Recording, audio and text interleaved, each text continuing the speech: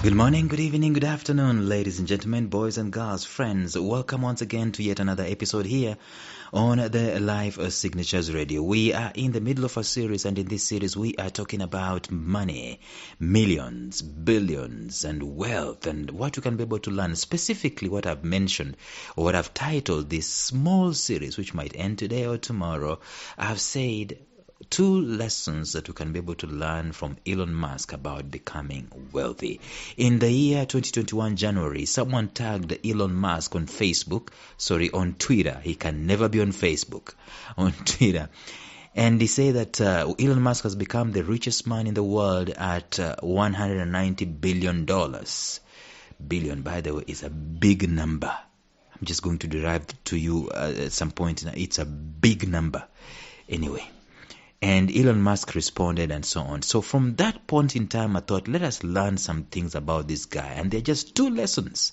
Did you know that when you want to learn about millionaire, billionaire, it is not a lot.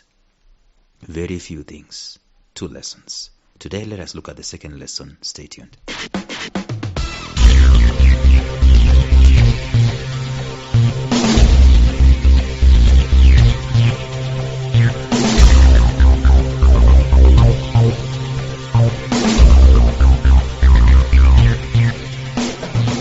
Welcome to the Life Signatures podcast with Lawrence Namale. Lawrence is a life coach, author, and keynote speaker who loves to tackle different topics on purpose, productivity, and resilience. His mission in life is to awaken all your boundless possibilities available in you.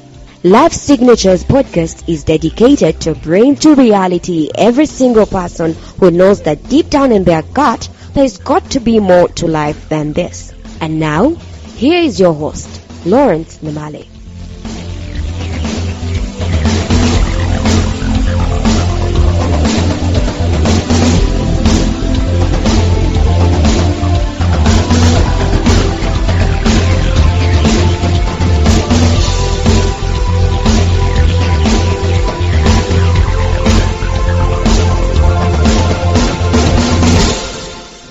Obviously, lesson number 1, we've already talked about this. And what is lesson number 1 about money and becoming wealthy? That wealth and money is the byproduct. It is not the only target. It is the unintended byproduct of what? Of doing something larger than life. There is no top 10 wealthy person whose wealth is not connected to something larger than life. Google is larger than life. Microsoft is larger than life. Apple is larger than life. SpaceX, Tesla, and Twitter, they are larger than life. Right? Berkshire Hathaway, it is larger than life. The unintended side effect of doing something greater than yourself, that is where the wealth comes from. Equity Bank in Eastern Central Africa is larger than life. The unintended side effect of doing something greater than yourself, that's where the wealth comes from. In other words, the shortcut of getting wealthy is not to go after wealth. It is to go after adding value. It is go after solving problems in a grander way, in a large scale. That's where the wealth comes from. And these guys, these millionaires, these billionaires, these wealthy people, their focus is seldom on the money. Their focus is always on the impact, on the thing that is larger than life. It is always on something that has consumed them. They don't find enlightenment and fulfillment in the money. Of course, the money makes life easier and so on, but it is not their focus. It is not their focus. The guys who are in Wall Street, trading and so on and so forth, you might not tag something larger than life to those people.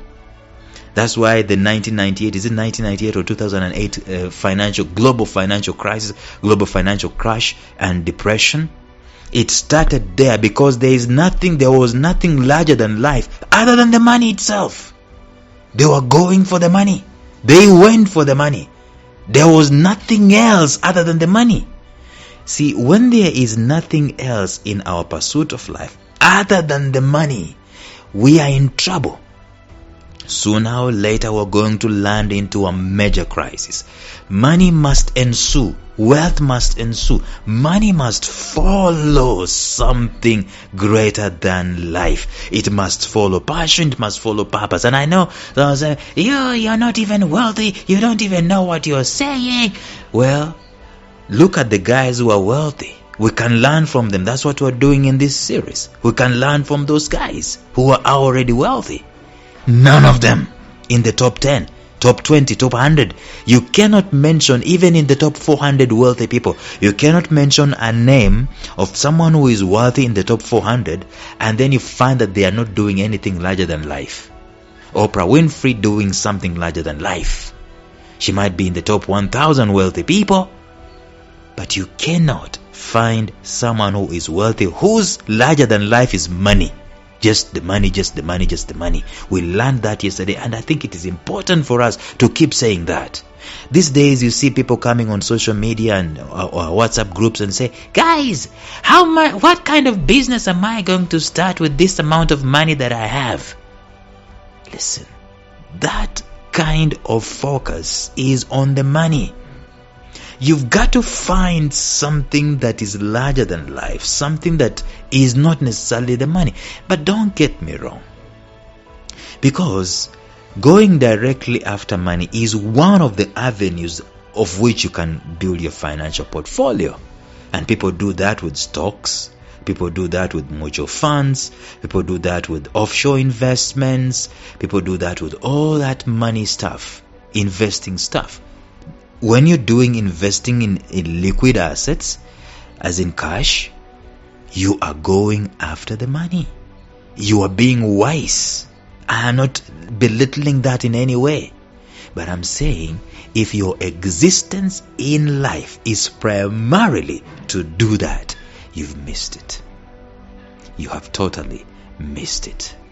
Today, let us introduce the second lesson that we can be able to learn from these wealthy people. Yesterday we talked about Elon Musk, and we also talked about Dr. James Mwangi from Kenya. The second lesson we are learning from these wealthy people is simple. And I've already mentioned it, or I've already alluded to it, or I've already made an inference to it. The second lesson is simply this: money is not the ultimate end. Remember, yesterday and the previous day we said money is not the focus of these wealthy people. It is a byproduct. It is not the main focus of their pursuit. It is a byproduct of them dedicating their lives to something larger than life. If it's James Mwangi, it's equity. If it's Elon Musk, it's SpaceX, Twitter, and the other, Tesla. If it's Bill Gates, it's Microsoft. Maybe the foundation is just for giving away. If it's Mark Zuckerberg, it's Facebook. Larry Page, it's Google. Right? Oprah Winfrey, it's inspiring lives. That's the focus of these people. It is something larger than life. But notice also, lesson number 2, it is not the end. It is not the end. As in, once they have gotten their millions, that's the end. No. You will find the dreams that teenagers normally have. That's why they have that song, that's popular song, I wanna be a millionaire, so freaking bad. Because they want to stop. Once I become a millionaire, I stop. I stop living and I just fly from one place to another. Harem of women, drinks, hard drinks, soft drinks, yacht, adventures and booze and just a cozy, comfortable life, fast cars and sports and people calling my name and, bowing before me, because millionaire was the end result or was the target. We are learning from these wealthy people, it is not the end. How did we learn this from Elon Musk? Those 2 tweets he sent. Remember I told you, they tagged him on Twitter and they said, hey, Elon Musk has been named as the richest man in the entire universe. That was January 2021, I think. And he replied, number one, how strange, where we learnt our lesson that money was not his target. And then number two, he replied, okay, back to work, where we are learning now that money is not the end. He would have said, oh, target accomplished, mission accomplished, down your tools, go and, marry someone else and marry a new person or get a group of women and all that stuff. But he didn't stop there. He kept going. He is not doing it for the money. So teenagers, they're saying, oh, I want to have this Range Rover Sport, and I want to have $1 million in my account, and all these things. These things are a side effect. They are an unintended side effect. Now, if they are the unintended side effect, what happens is that they are not the end. As in, once the money has come, then you stop. You've arrived. You check out of this life. No. If what you are targeting, or if your focus is on what is larger than life, if you're a Zuckerberg, it's Facebook, then even when you are a billionaire, you still focus on Meta. You still focus on how you can make Facebook better. You still focus on developing. Facebook is a behemoth. You still focus on it, right?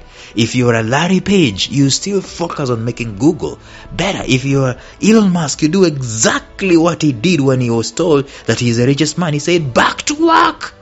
It's not the end. That's not what we are alive for. We're not alive for the money. We're alive for something else. Are you getting my point? That's exactly what we're learning from this. And tomorrow I'm going to close the whole entire series by just going deeper into that particular topic, that money is not the end. Until then, bye-bye.